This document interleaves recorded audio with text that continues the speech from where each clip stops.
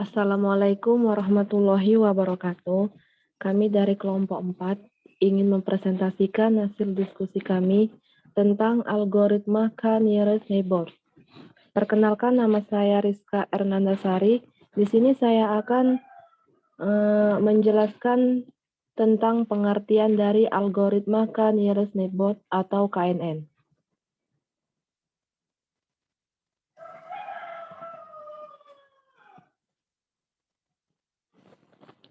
Pengertian algoritma K-nearest atau KNN merupakan salah satu metode klasifikasi yang digunakan sebagai pemecahan masalah pada bidang data mining dan sama halnya dengan beberapa metode lainnya yang ada pada metode klasifikasi.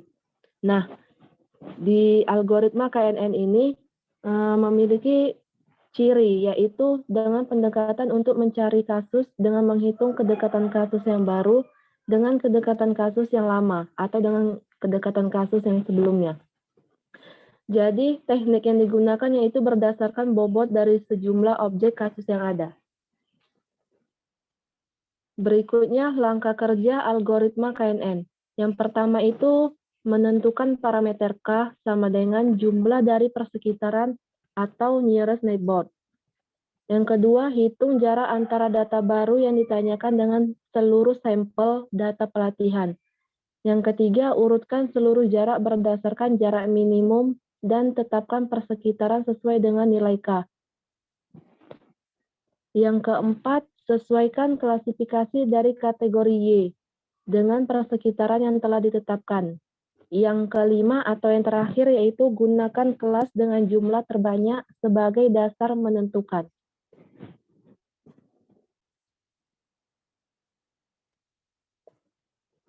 Nah, berikutnya di sini ada kelebihan dan kelemahan dari algoritma KNN. Adapun kelebihan dari KNN yaitu yang pertama sangat nonlinear, yang kedua sangat mudah untuk dipahami, dan yang ketiga data training noisy. Untuk kekurangan dari algoritma KNN itu sendiri yaitu yang pertama perlunya menentukan nilai pada parameter K. Untuk yang kedua, tidak menangani missing value. Yang ketiga atau yang terakhir, rentan terhadap variabel yang non-informatif. Berikutnya akan dilanjutkan oleh teman saya.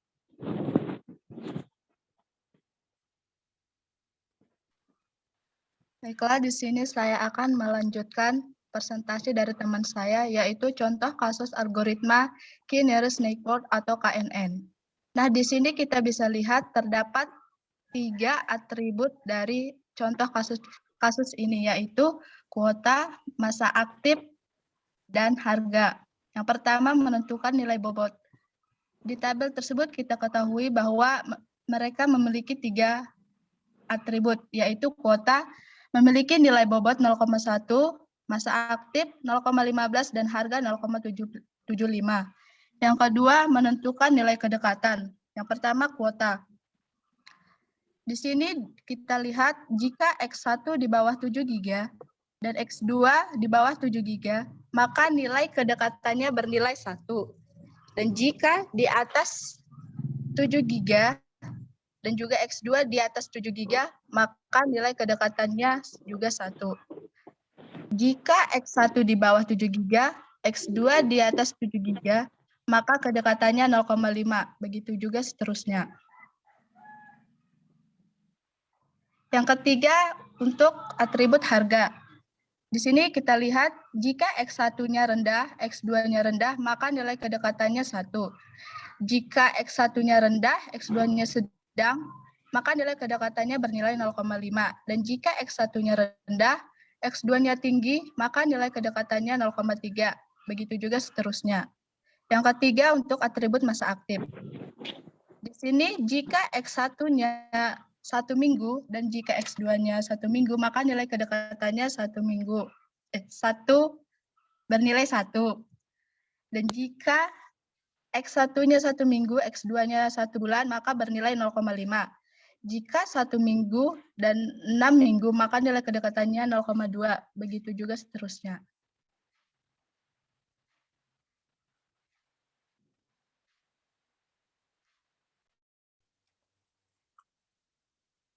Oke, saya akan melanjutkan presentasi yang sebelumnya dijelaskan oleh teman saya Juwita. Nama saya Lena Sapura. Yang pertama, rumus perhitungan iterasi menggunakan persamaan. Rumusnya similarity, TS sama dengan sigma NI sama dengan 1, F dikali WI per WI. Dengan keterangan T sama dengan kasus baru, S sama dengan kasus yang ada dalam penyimpanan, N sama dengan jumlah atribut dalam setiap kasus, F sama dengan fungsi dari similarity atribut I antara kasus T dan S. W sama dengan nilai bobot yang diberikan kepada atribut ke I.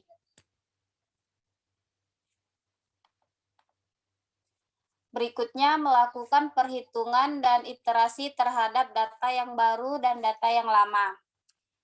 Di sini kelompok kami menggunakan data baru yaitu NCT 127, kuota di atas 7 GB, masa aktif 6 bulan, harga tinggi, dan klasifikasi belum diketahui.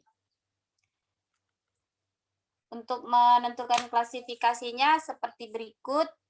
Di baris 1, kolom 1, di atas 7 GB dan di bawah 7 GB sama dengan 0,5. Untuk kolom masa aktif 6 bulan dan 1 minggu sama dengan 0,2. Untuk harga tinggi dan rendah sama dengan 0,3. Ini semua dari data sebelumnya, dari ini menentukan nilai kedekatan dari kuota, harga, dan masa aktif. Begitu juga seterusnya. Lanjut ke proses perhitungan iterasi menggunakan persamaan. S1 sama dengan 0,5 dikali 0,1 ditambah 0,2 dikali 0,15. Di sini seharusnya 15. Ditambah 0,3 dikali 0,75 per 0,1 ditambah 0,15 ditambah 0,75. Hasilnya 0,305. 0,5 itu dari sini. Klasifikasi dari data baru dengan data lama. Begitu juga dengan data yang kedua, ketiga, keempat, dan sampai seterusnya. Nah, ini sudah dilakukan perhitungan dari data 1 sampai data 18 menggunakan Microsoft Excel. Dapatlah nilai similarity-nya. Lalu bagaimana cara menentukan klasifikasi dari NCT 127, kuota di bawah 7 GB, masa aktif 6 bulan, harga tinggi. Di sini kami menggunakan nilai kedekatan sama dengan 13. Dengan mengambil nilai yang paling tinggi. Dapatlah ini. Lalu dikelompokkan yang mana paling dominan. Nah, ternyata yang paling dominan itu ada di minat. Maka klasifikasi dari data yang ke-19 ini sama dengan minat atau 1 nilainya.